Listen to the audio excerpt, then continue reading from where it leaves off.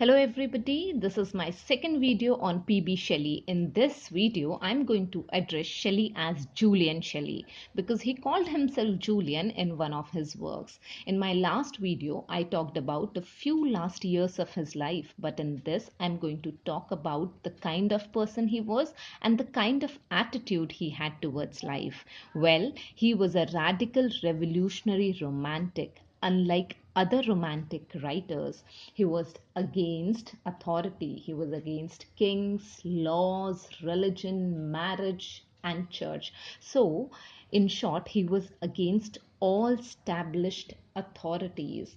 Well, he died in the year 1822, and just 10 years before his death, in the year 1811, he wrote a radical pamphlet, and the name of the pamphlet was The Necessity of Atheism.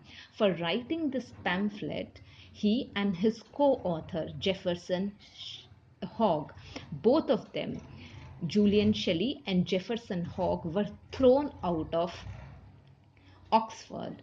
Do you want to know the kind of revolutionary writing it was? You will realize this by listening the last line of this pamphlet, The Necessity of Atheism, which says, "The mind cannot believe in the existence of God." The last line says, "The mind cannot believe in the existence of God." Well, he wrote many such radical writings. Another poem which he wrote was The Revolt of Islam.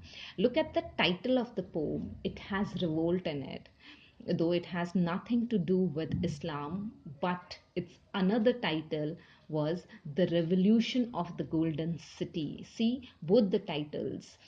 One had revolt, another title had revolution. It was against the state of Argolis. It has theme of incest.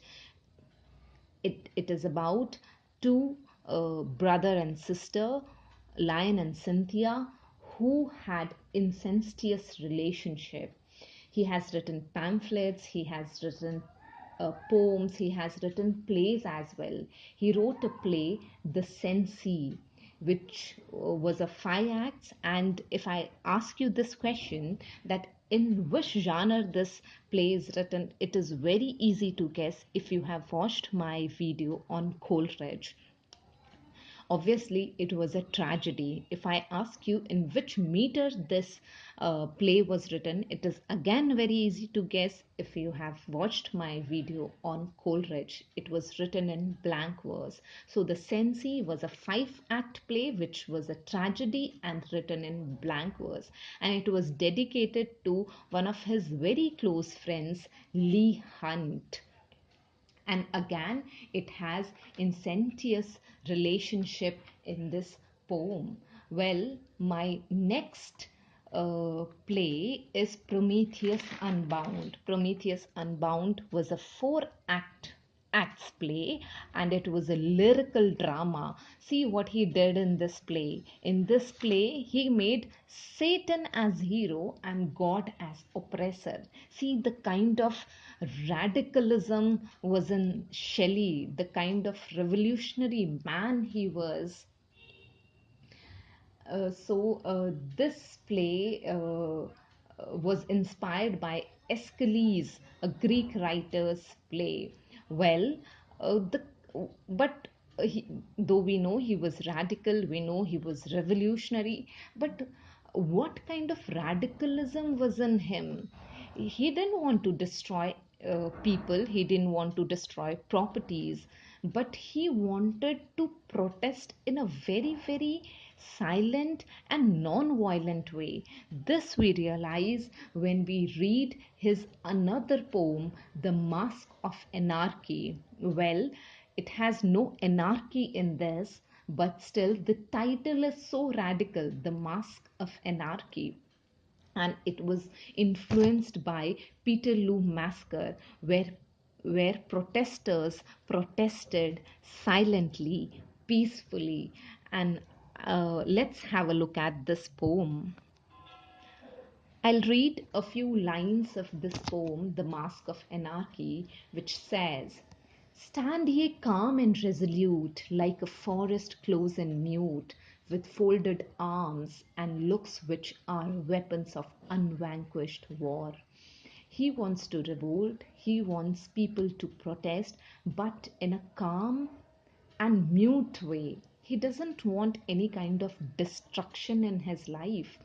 This poem was written in ballad form, and he says violence should be met with pacifism. You will be surprised to know that it was Shelley who also inspired our Gandhiji.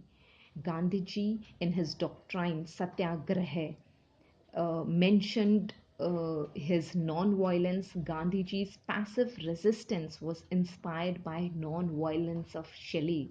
Not only Gandhiji, but also H.D. Thoreau of America wrote essay Civil Disobedience.